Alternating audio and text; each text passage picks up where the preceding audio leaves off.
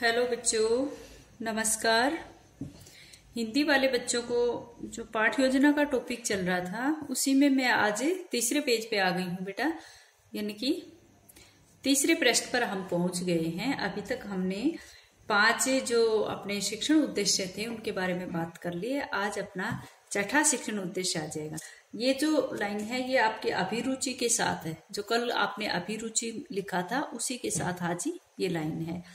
उसी एक लाइन छोड़ने के बाद अभिरुचि के ही 2 पॉइंट है अंदर, सिर्फ अपेक्षित व्यवहारगत परिवर्तन में। मैं फोटो भेजती हूँ साथ, उसमें देख लेना। कुछ बच्चियां मेरे पास पाठ योजना बनाकर वापिस भेज रही हैं। बेटा जब एक पाठ योजना, यानी कि कहने का अर्थ है कि जब गद्य की एक पाठ योजना कंप्लीट हो जाए उस टाइम आप अपनी पूरी या तो पीडीएफ बना के या पूरे नोट्स की फोटो खींच के मेरे पास भेजना। ऐसे मैं चेक नहीं कर पाऊंगी बीच बीच में, मैं आपको बोलूंगी और कंटिन्यू 2 बच्चियां या 3 बच्चे इस तरह भेजोगे ताकि मैं चेक कर सकूं। इस तरह रोज भेजोगे तो फिर मेरा फोन हैंग हो जाएगा। इसलिए आपसे अनुरोध है कि पूरी पाठ योजना बनने के बाद आप अपने रफ कॉपी में जो बना रहे हो वो एक एक करके बस अभी बच्चे मेरे पास भेजना, ठीक है। और थोड़ा साफ और स्पष्ट बनाए, ठीक है। अच्छा, आज हम आगे तीसरे पेज पर हमें क्या करना है भाई, किसी का तीसरा है किसी का दूसरा है, लेकिन जो शिक्षण उद्देश्य है वो कंटिन्यू ही चलेंगे। सिर्फ एक लाइन छोड़नी है प्रत्येक पॉइंट के बाद। यानी कि यहाँ पर जैसे हमारा वाक्य खत्म होता है तो हम एक लाइन छोड़ देते हैं। ये जो पॉइंट है ये आपका कल वाली अभिरुचि का पॉइंट है, ठीक है। तो इसमें एक पॉइंट ये उसके साथ ही लिखना है कि विद्यार्थी पाठ्य पुस्तक से संबंधित विचारों से परिपूर्ण पुस्तकें पढ़ सकेंगे। विद्यार्थी पाठ्यक्रम से संबंधित विचारों से परिपूर्ण पुस्तकें पढ़ सकेंगे, ठीक है। अब छठा जो आपका शिक्षण उद्देश्य है, मैंने बताया था जो इधर शिक्षण उद्देश्य है, मेन जो शिक्षण उद्देश्य है वो छठा अभिवृत्ति है। अभिवृत्ति है, अभिवृत्ति। और मैंने अभिवृत्ति क्या है, क्या होती है वो मैंने आपको क्लास में समझा भी रखा है। अब अभिवृत्ति में अपेक्षित व्यवहारगत परिवर्तन में हम क्या लिखेंगे, हम लिखेंगे इसके सामने कि विद्यार्थी छोटा जादूगर पाठ की विषय वस्तु की आवश्यकता का महत्व समझ सकेंगे। आप इसको ऐसे भी लिख सकते हो कि विद्यार्थी, जैसे तुम्हारा टॉपिक हो, जैसे आपका टॉपिक है मिठाई वाला या नादान दोस्त, तो आप यहाँ पर क्या करोगे कि विद्यार्थी छोटा जादूगर पाठ की विषय वस्तु की आवश्यकता को समझ सकेंगे, आवश्यकता का महत्व समझ सकेंगे, ठीक है। इस तरह भी लिख सकते हो।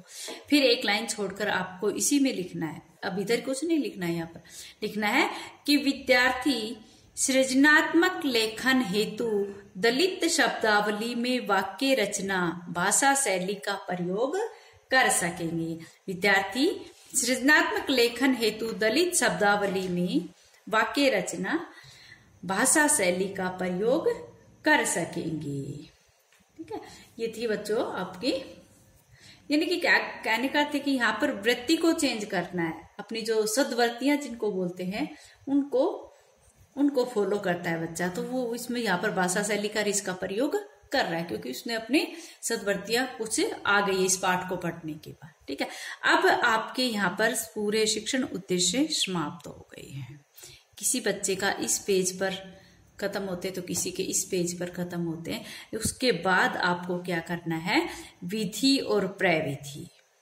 आप चाहो तो इनको यहाँ पर बंद करने के बाद इस पेन का भी यूज कर सकते हो, लेकिन कम से कम आप पाठ योजना में 2 या 3 पेन का यूज करोगे जब आप मोटी डायरी में फेर करोगे तब, ठीक है। विधि और प्रविधि, विधि और प्रविधि यानी कि इस पाठ योजना में बनाने में अध्यापक या फिर जैसे इस पाठ को प्रेजेंट करने में अध्यापक कौन कौन सी विधि का प्रयोग कर रहा है। बेटा आप सभी ने जब माइक्रो टीचिंग कर ली तो आपको सबको पता है कि व्याख्यान विधि का भी प्रयोग कर रहा है। आपका जो संकाय एवं विषयों की समझ है उस पेपर में मैं व्याख्यान विधि करवा रही हूँ, आपको पता है व्याख्यान विधि क्या है, ठीक है। तो सभी पाठ योजनाओं में व्याख्यान विधि का भी प्रयोग किया जाता है, प्रश्नोत्तरी विधि का भी प्रयोग किया जाता है। और हिंदी में आप एक आती है वाचन विधि का, या फिर जैसे आप को सिखाऊंगी तो उसमें निरीक्षण विधि, निरीक्षण विधि का, अवलोकन विधि का, इस तरह से कई विधियों का यहाँ पर प्रयोग कर सकते हैं। तो यहाँ पर आप 2 या 3 लिखोगे विधि प्रविधि की, वहां पर एरो लगाकर क्या लिखोगे कि किस कौन कौन सी विधि का प्रयोग किया गया है। यहाँ पर व्याख्यान विधि का, प्रश्नोत्तर विधि, ये तो सभी पाठ योजनाओं में, सभी पाठों में हम इन 2 विधियों का प्रयोग तो करते हैं। और हिंदी में हम वाचन विधि, निरीक्षण विधि, अर्थ ग्रहण या अवलोकन विधि, इस तरह की विधियों का भी प्रयोग करते हैं। तो इसमें से 2-3 आपको यहाँ पर लिखनी है। अब नेक्स्ट में पॉइंट चलेगा यहाँ पर सहायक सामग्री, यानी कि इस पाठ को पढ़ाने के लिए अध्यापक ने किस किस सहायक सामग्री का प्रयोग किया है, किस किस टीचिंग एड्स का प्रयोग कर रहा है। अब शुद्ध हिंदी में उनको कैसे लिखेंगे ये मैंने यहाँ पर लिखवा रखा है, देख लेना आप लोग। एक होता है झाड़न, झाड़न क्या होता है, डस्टर जिसको बोलते हो, इंग्लिश में उसको डस्टर बोलते हैं, वैसे हिंदी में उसको झाड़न बोलते हैं। श्वेत वृत्तिका, श्वेत वृत्तिका ये क्या होती है, श्वेत वृत्तिका चौक को श्वेत वृत्तिका आप हिंदी में ही लिखोगे, श्वेत वृत्तिका। संकेतिका, आपको जो लपेट फलक मिला है उस लपेट फलक के साथ एक सफेद डंडी मिली होगी जिसको संकेतक बोलते हैं या संकेतिका बोलते, पॉइंटर बोलते हो आप, उसको पॉइंटर बोलते हो। तो पॉइंटर क्या है यहाँ पर, संकेतिका, पॉइंटर को संकेतिका कहते हैं। लपेट फलक, जो ब्लैक चार्ट आपको ब्लैक बोर्ड मिला है ना लपेटने वाला, तो उसको लपेटने वाले को लपेट फलक कहा जाता है, ठीक है। तो आपको उसको इस तरह से बोलते हैं। मॉडल जो है इसको हिंदी में प्रतिमान बोलते हैं, प्रतिमान। और चार्ट, ठीक है। तो इस तरह से आपको इन सहायक जिन सहायक सामग्रियों का आप प्रयोग कर रहे हैं उनको यहाँ पर लिखोगे। झाड़न, श्वेत वृत्तिका, संकेतिका, लपेट फलक, मॉडल और चार्ट। आप सभी फोटो में या वीडियो को डाल के आप इसको देख सकते हो, ठीक है। ये हो गया। अब आता है उसके बाद तीसरी बात आएगी पूर्व ज्ञान। भाई शिक्षण उद्देश्य का तो कॉलम यहाँ पर बंद हो गया। उसके बाद आपने विधि प्रविधि लिखी, सहायक सामग्री लिखी और उसके बाद आपने लिखा पूर्व ज्ञान। अब पूर्व ज्ञान में एरो लगा के क्या लिखोगे आप, यहाँ पर देखो इस बच्चे ने पेन चेंज कर रखा है बार बार, ठीक है। अच्छा लगता है, इससे पाठ योजना सुंदर बनती है और स्पष्ट दिखाई देता है कि भाई ये क्या है। छोटा जादूगर जैसे इसने अलग पेन से लिख रखा है, सभी जगह पर येलो पेन का यूज किया है, तो इसे लग रहा है कि ये टॉपिक है, ये प्रकरण है, ठीक है। पूर्व ज्ञान, अब पूर्व ज्ञान का मतलब क्या होता है कि जो ज्ञान पहले से था। पूर्व ज्ञान की इस पाठ को पढ़ाने से पहले भी बच्चा इस तरह की जानकारी रखता है और पूर्व ज्ञान से ही हम प्रस्तावना को लेते हैं, ठीक है। तो पूर्व ज्ञान में क्या लिखोगे आप, विद्यार्थी छोटा जादूगर पाठ के बारे में सामान्य जानकारी रखते हैं, या जो भी आपका टॉपिक है यहाँ पर, जैसे आप सर्वनाम पढ़ा रहे हो तो पूर्व ज्ञान में क्या लिखोगे कि विद्यार्थी सर्वनाम शब्दों के बारे में सामान्य जानकारी रखते हैं। आप नादान दोस्त पाठ पढ़ा रहे हो तो विद्यार्थी नादान दोस्त पाठ के बारे में सामान्य जानकारी रखते हैं। मीराबाई पाठ पढ़ा रहे हो तो विद्यार्थी मीराबाई पाठ के बारे में सामान्य जानकारी रखते हैं, ठीक है। इस तरह से लिखो। अब बेटा तुम्हारी प्रस्तावना बनेगी, देखो ये सब हो गए, 3 पॉइंट ये हो गए। अब लिखो मेन हेडिंग, इस तरह से बीच में लिखो, अलग पेन से लिखो और मोटे अक्षरों में लिखना प्रस्तावना प्रश्न, ठीक है। और प्रस्तावना प्रश्न का जो टेबल्स ही आप बनाओगे वो बिल्कुल उसी तरह जिस तरह आपने माइक्रो टीचिंग में बनाई थी, ठीक है। एक साइड में आप यहाँ पर ये टेबल बना लेते हो और यहाँ पर एक इस ऊपर वाली लाइन में लिख दोगे क्रम संख्या और छात्र अध्यापिका क्रिया और छात्र क्रिया, ठीक है। ये बना दिया और इसमें एक तो क्रम संख्या के आगे यहाँ पर ये लाइन खींच ली और एक यहाँ पर खींच ली। यहाँ पर आपके 5 क्वेश्चन होंगे और 5वां क्वेश्चन आप सभी को पता है कि 5वां क्वेश्चन हमेशा समस्यात्मक रहता है, जिसमें प्रकरण का नाम समस्यात्मक क्वेश्चन में ही आपका प्रकरण निकल कर आता है, ठीक है। तो इस तरह से इन्होंने 5 क्वेश्चन बना रखे हैं, 1 2 3 ये तो क्रम संख्या में, और 5 क्वेश्चन आपने जो भी प्रस्तावना के 5 क्वेश्चन आप बनाओगे उनको यहाँ पर लिखोगे और यहाँ पर छात्र क्रिया में उनके आंसर लिखो। इसको समझाने की आवश्यकता नहीं है क्योंकि आपने माइक्रो टीचिंग कर रखी है और माइक्रो टीचिंग में आपने इसको अच्छे से समझा है। अब हम नेक्स्ट पेज पर चलते। नेक्स्ट पेज पर यहाँ पर ऊपर उस बच्चे ने जो प्रस्तावना की क्वेश्चन है, ये चौथा और पांचवा क्वेश्चन यहाँ पर है कि पांचवा क्वेश्चन होगा छोटे जादूगर पाठ के बारे में आप क्या जानते हैं, तो उनका समस्यात्मक क्वेश्चन होगा। चौथे पृष्ठ पर पहुंच गए हैं हम। अब यहाँ पर उनका समस्यात्मक क्वेश्चन निकल के आ गया। समस्यात्मक पाठ योजना, ये प्रस्तावना आपको बनानी आती है, उसमें ज्यादा बताने की आवश्यकता नहीं। अब उसके नीचे उस टेबल को तो आप बंद कर दोगे, उसके आगे जो लिखोगे उद्देश्य कथन, ये भी आपने माइक्रो टीचिंग में किया था। आप सभी को ध्यान होगा कि आपने प्रस्तावना क्वेश्चनों के नीचे बाद में उद्देश्य कथन लिखा था, इसमें एरो लगा के अच्छा बच्चों, यहाँ पर आपको इस पूर्ण विराम का प्रयोग करना है। ठीक है, ऐसे नहीं कि भाई जो बनाए हुए। अच्छा बच्चों, आज हम कक्ष में छोटा जादूगर पाठ के बारे में विस्तार पूर्वक अध्ययन करेंगे। यहाँ तक आपका उद्देश्य वाला कार्य हो गया है। ठीक है, यानी कि शिक्षण उद्देश्य है, पाठ योजना का क्या स्ट्रक्चर है, वो आपका कंप्लीट हो गया है। प्रस्तावना आपने पूछ ली है। ठीक है, अब यहाँ पर ये सब खत्म होने के बाद आपकी यहाँ पर प्रस्तुतिकरण यानी कि प्रेजेंटेशन शुरू होगा, जो क्लास में आपको करना रहता है साथ में। ठीक है, तो इसमें प्रस्तुतिकरण कई बार यहाँ भी आ जाता है। मोटी डायरी में बच्चों ने यहाँ से बना रखा है, बाकी प्रस्तुतिकरण आपका यहाँ पर आना चाहिए, क्योंकि 2 पेज पर आपका 3 पेजों पर 3 जो पृष्ठ है उसके ऊपर आपकी औपचारिकताएं, उसमें जो शिक्षण उद्देश्य है, प्रस्तावना है, वो सारी चीजें उधर ही 3 पेज पर आ लेती हैं। लेकिन इस मोटी डायरी में आप इस तरह से कर सकते हो, और जो फाइनल टिप्पी वाली होगी उसमें सिर्फ आपको इस पेज पे करना है, न कि इस पर सिर्फ मिनीचर चिपकाने। ठीक है, अब देखो बेटा प्रस्तुतिकरण, इसको थोड़ा ध्यान से देना। प्रस्तुतिकरण, इसके ऊपर जो मिनीचर वगैरह लगा रखे हैं, ये देखो, ये विषय वस्तु है, यानी कि विषय वस्तु क्या होती है?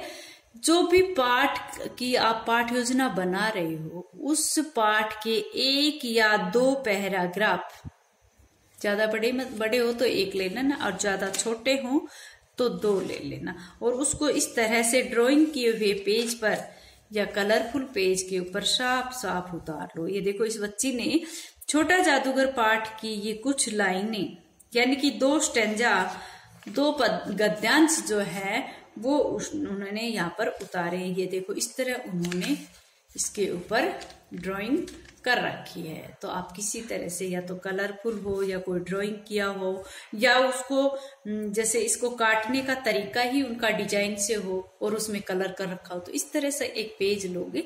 पहले इसके ऊपर विषय वस्तु लिखोगे, ये 1-2 पद्यांश पाठ के लिखोगे, जैसा पाठ में है वैसा ही आपको यहाँ पर लिखना है।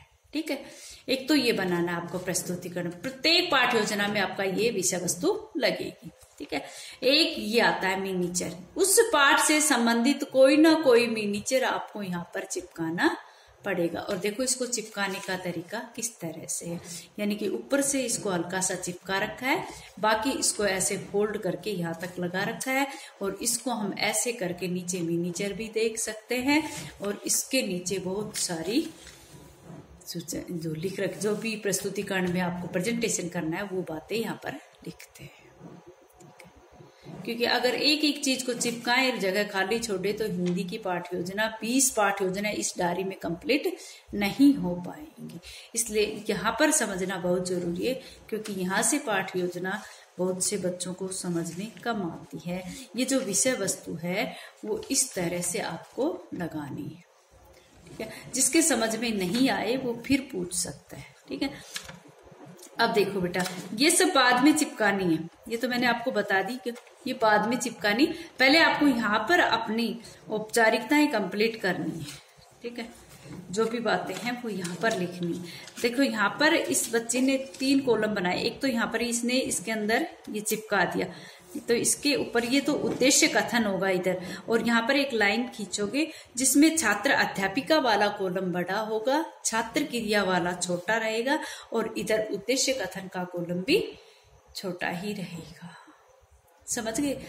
यहाँ पर लिखोगे उद्देश्य कथन, यहाँ पर लिखा हुआ है, इसने चिपका दिया इस बच्ची ने, यहाँ पर लिखोगे छात्र अध्यापिका क्रिया, और यहाँ पर छात्र क्रिया। ठीक है, अब इसके अंदर आप सबसे पहला उद्देश्य कथन में सबसे पहले लिखोगे अर्थ ग्रहण। सबसे पहला पॉइंट यहाँ पर अर्थ ग्रहण है, क्योंकि यहाँ पर बच्चा अर्थ को ही ग्रहण करता है।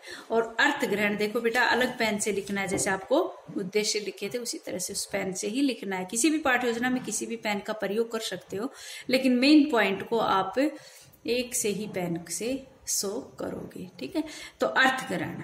अब अर्थ ग्रहण भी दो प्रकार का हो रहा है। अर्थ ग्रहण के सामने आपको लिखना है आदर्श वाचन। आदर्श वाचन क्या है वो मैंने आपको समझा भी दिया था कि छात्रा अध्यापिका जो भी पाठ पढ़ाएगी उसका लय, गति, ताल, उतार चढ़ाव, पूर्ण विराम का प्रयोग करती है, उसका वाचन करेगी, सीधा वाचन करेगी, तो वो क्या है, आदर्श वाचन। और एक था अनुकरण वाचन।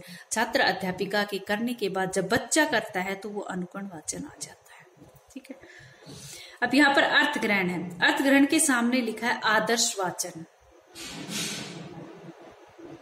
और आदर्श वाचन में आप क्या लिखोगे कि छात्र अध्यापिका उतार चढ़ाव पूर्वक पाठ का आदर्श वाचन करेगी। और यहाँ पर आपने लिखा है नंबर 1 पर कि सुनकर अर्थ ग्रहण करना, और सुनकर अर्थ ग्रहण करने के सामने आप आदर्श वाचन लिखोगे। ठीक है, ये इसने यहाँ लिख रखा है, आप इसको यहाँ लिखना।